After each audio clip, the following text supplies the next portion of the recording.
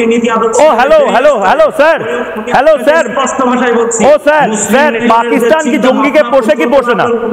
সেখান থেকে আপনাদের, আপনি কি বাংলা কথা বুঝতে পারছেন? আমার কথা যাচ্ছে, ঢাকাতে যাচ্ছে আমার কথা।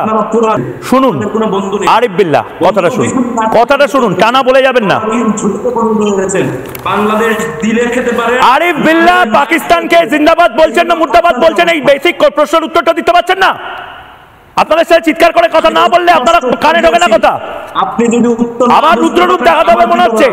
সেই মেধা যদি আপনার অ্যান্টাসিড খাওয়ার পরে এবার নিজের রুদ্ররূপটা দেখাবো। বললে আমি কি করব আপনাকে? পাকিস্তান জিন্দাবাদ বলেন না পাকিস্তান মুর্দাবাদ বলেন, বেসিক কথাটার উত্তর দিন।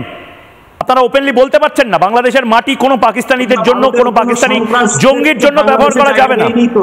শেখ হাসিনা বড় সন্ত্রাস ছিল। আরে দূর, শেখ হাসিনা করে যান, শয়নে স্বপ্নে নয়নে জাগরণে সব জায়গায় শেখ হাসিনাকে দেখেন। আমি বলছি মোহাম্মদ ইউনূস নিজের লাইন ক্লিয়ার করেছে কি করেনি? মোহাম্মদ ইউনূস নিজের লাইন ক্লিয়ার করেছে কি করেনি? আমি স্পষ্ট বলছি যে হাসিনা বাংলাদেশের সবথেকে বড় সন্ত্রাসবাদ ছিল, তাকে পাঠিয়ে দিয়েছি। তো নেই পাকিস্তানের প্রতি এই ভালোবাসা আপনারা চালিয়ে যাবেন। বিউটিফুল।